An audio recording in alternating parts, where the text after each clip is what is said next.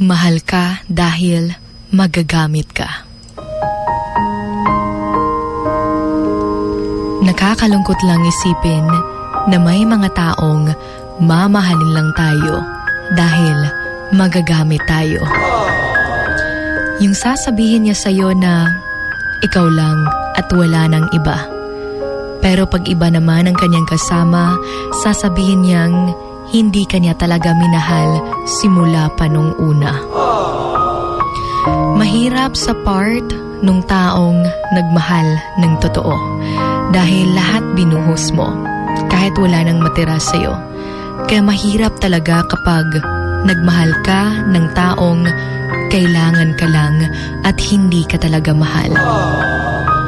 Dahil hanggang sa mga magagamit ka, ay gagamitin ka talaga hanggang sa maubos. Pinaasa ka pa na ika'y nag-iisa at kailanmay di sasaktan ang damdamin mo. Pero sa buhay niya, ay dalawa pala kayo. Nakakalungkot, no? Nakakawala pa ng kumpiyansa sa sarili.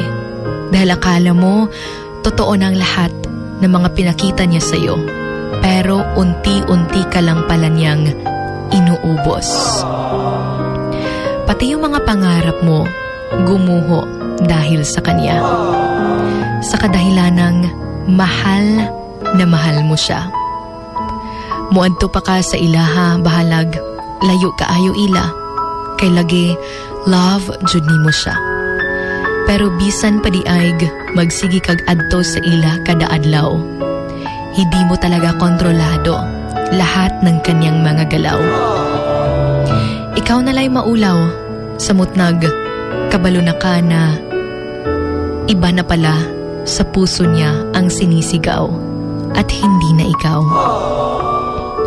Okay naman sana kayo nung una, tas biglang nanlamig na lang siya hanggang sa hindi na nagparamdam sa'yo at nagpakita. Hanggang sa nalaman mo na lang one day na yung sinasabi niya sa'yong wag mong pagsilosan yung taong to ay yung tao na palang laman ng kanyang puso. Take note na may mga taong nagbabago at may mga tao ring naghahanap ng bago. But it doesn't matter if ginamit ka lang at hindi na ikaw, dahil meron at merong taong darating sa buhay mo at ipaparamdam sa'yo na espesyal ka at kamahal-mahal ka. For you are unique, you are special, and nobody else can be you. Ika nga nila, you will never find the right one if you can't let go of the wrong one. You're with Sugar Dolly, your hugot babe, right here sa Wild FM 103.1.